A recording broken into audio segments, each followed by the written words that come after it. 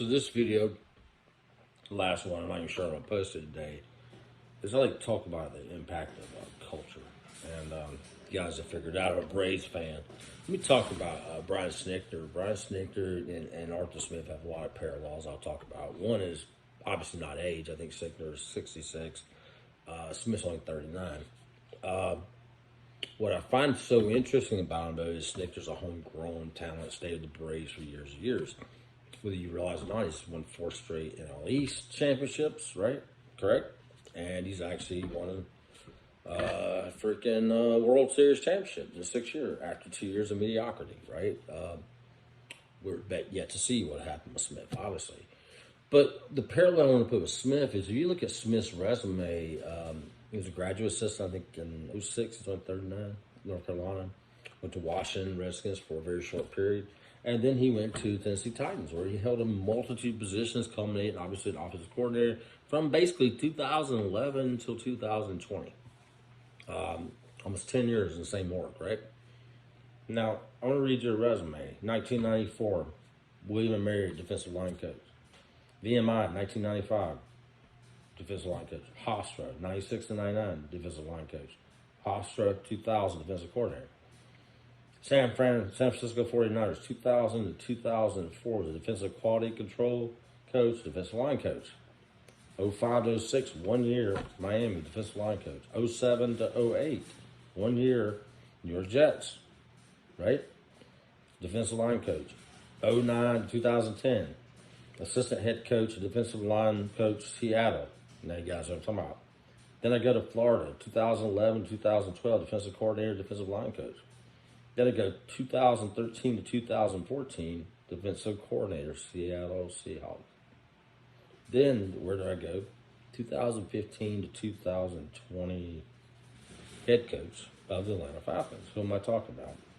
It had to be 2021 to present, Dallas Cowboys.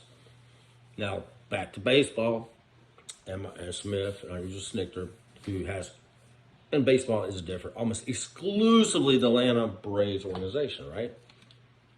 Where's Swift? You look at Smith in his formative years, tight end coach. I think he worked D-line, offensive line, quality control. Same organization, same culture. Another guy I read the resume of that went to every fucking stop along the way for 1 year where I was welcome is Dan Quinn, of course. Why did I pull this out? Because look at the difference in cultures. Okay, we talked earlier about that culture, that player, right? That idea of character, not necessarily being the choir boy. We talked about the Braves, right? Two, not choir boys. Jock Peterson's not a choir boy. Tyler Massick's not a choir boy. Neither was Rosario. Those guys are so there, right? Neither were some of these Titans teams' cultures.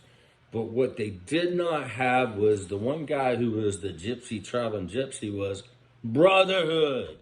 SEALs, carrying shit on your back for training. I've railed on this in another video, but that is huge. You see cliches, which you don't see what I'm seeing in Smith, and we'll know, time will tell, is I don't see cliches. Here's his answer about Calvin Ridley. We'll let you know when we know, and Calvin will talk. How many times did DQ, the brotherhood, these buzz, pick a buzzword, Navy SEAL, whatever training. Cliches don't work in grown men. So, believe it or not, in the real life, when I'm in between, so I'm actually got my work iPad, I'm not going to show it to you because I work for the government, right? Uncle Sam, the Department of Defense. And I work with some pretty snaky motherfuckers at times. I mean, I'm not, by the way. And Clarence likes to say I'm a spy. I'm not a spy. But when you lead men, and I'll even put women in this case for me, they're not into cliches. They're into results, and they're into to lack of ego, right? I think servant leader comes to mind. Why did I pick Snitker to contrast with Smith? Snitker is a strong enough leader that he didn't mind having a former very intimidating Ron Washington on a staff. You notice Dean Pease came out of retirement for the 39-year-old Smith, right? It doesn't bother him to have that level of expertise and volume of work. Ron Washington's a legend if you guys know baseball. Pease is kind of a legend, right? Know something, Quinn? Richard Smith, kind of a legend, right? Kind of a very accomplished defensive coordinator. How did he work out? What happened to him? Did you see what I mean? Then he puts in an experienced guy, Manuel. Why? How did it work out? Raheem Morris is probably the only guy that was experienced that he seemed to be okay with, right?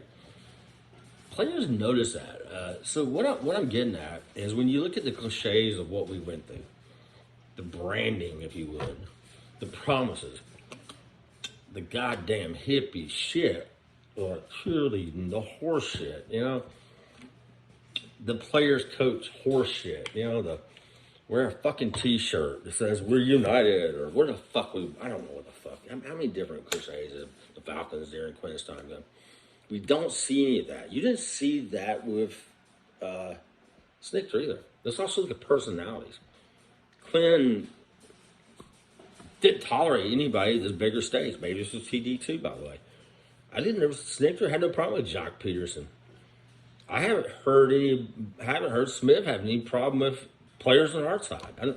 When you look at the Tennessee thing, he had JD and Clowney, other players, no problem with it. Egos are big, and I think what I see in our coach and what I saw in Snicker, and I keep putting them together, is when you're buying into a culture, you're learning an organization, and you buy into a certain way of being, right? He worked for a guy named Vrabel, by the way, worked for Malarkey and all these things. He brings a 70-something-year-old piece.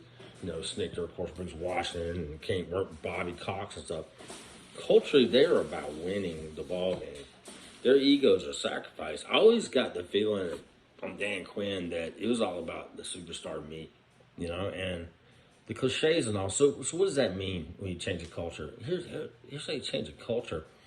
I think you simplify it. And I think what I liked about Snicker and with the old Braves, even with Cox, they always seem to nut it up, even though they're successful, right?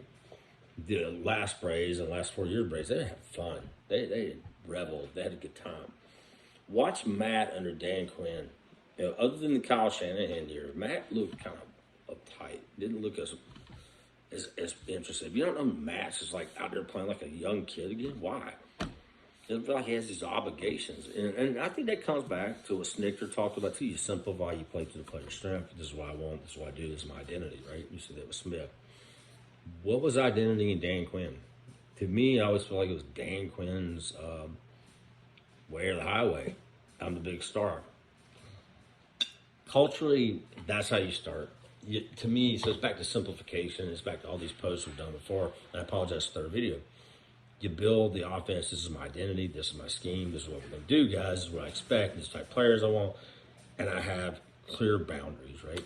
Same with Snicker. We talked about it. With Dan Quinn, what were we? Tampa, 2, 4, 3, under 3. I don't know what we were, right? Kyle Shanahan, a fucking dirt cutter to Sark, somewhere in the middle. What were we, right? So, culturally, do you see a culture change in the Falcons?